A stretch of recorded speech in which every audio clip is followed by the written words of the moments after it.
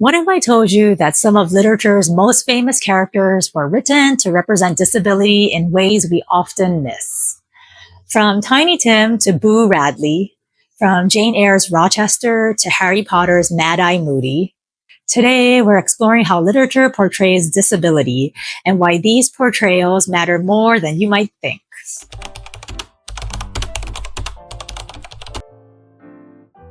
Hi, my name is Moana, and this is my reading buddy Spike, and I'm a reading and writing lover who disliked English class as both a student and a teacher, and I'm now documenting my journey of rediscovering my love for words. This video is part of my literary theory series, where I explain different ways to read deeper and understand literature. If you would like to learn more about other theories, please check out the link to the playlist in the description of this video. Today, we're diving into disability studies, a way of reading that completely changes how we understand representation, ability, and what we consider normal in literature. This theory looks at how literature portrays disability, why certain representations keep appearing, what these portrayals tell us about society, and how disability intersects with other aspects of identity. One key concept to look at with this literary theory is the medical versus social model. The medical model looks at disability as something to fix.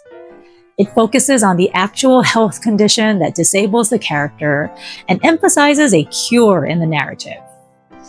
A good example of this would be Tiny Tim's character in Charles Dickens' A Christmas Carol. In the story, Tiny Tim has a disability that needs to be cured. His success is measured in him being able to walk without crutches, and his happiness equals fixing his disability. On the other hand, the social model sees disability as a social construct and focuses on societal barriers. There is more of an emphasis placed on accessibility and acceptance rather than the disability being cured. For example, in Leigh Bardugo's Six of Crows, Kaz's cane is part of his identity. The story focuses on his accessibility in heist planning, and it shows that it's actually society's barriers that are more limiting than the disability itself. Adaptive tools are the items that empower the character rather than the character finding a cure for his condition.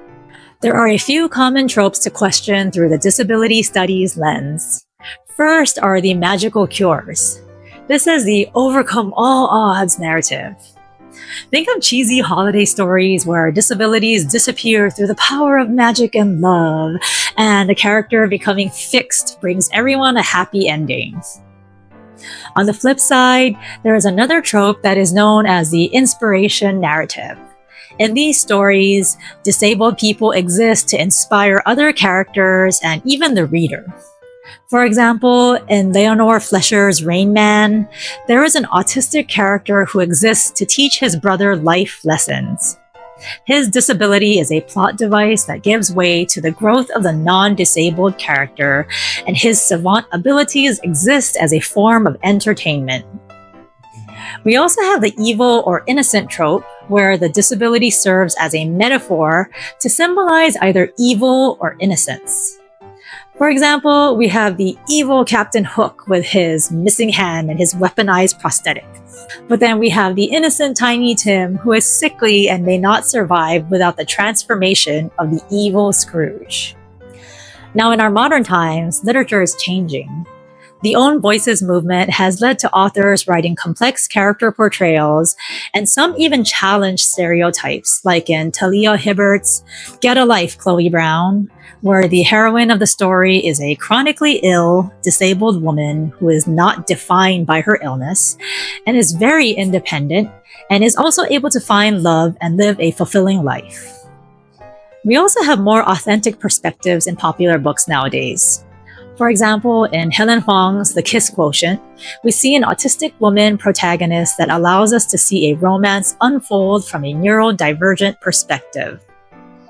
So some of the things to look out for when reading with the disability studies theory includes things like, how is disability portrayed? Who tells the story? What assumptions appear? What barriers exist? And how do other characters react? Understanding disability studies helps us read more inclusively, question stereotypes, recognize harmful tropes, and appreciate authentic representation.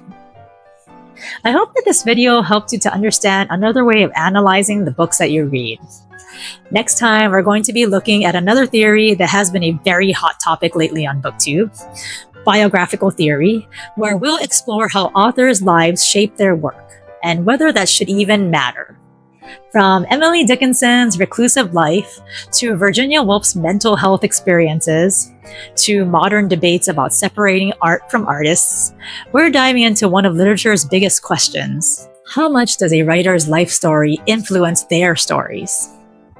Thank you so much for joining me for this video, and if you enjoyed it, make sure you hit that thumbs up button and subscribe to see more of my bookish content. Until next time, happy reading and see you soon. Bye!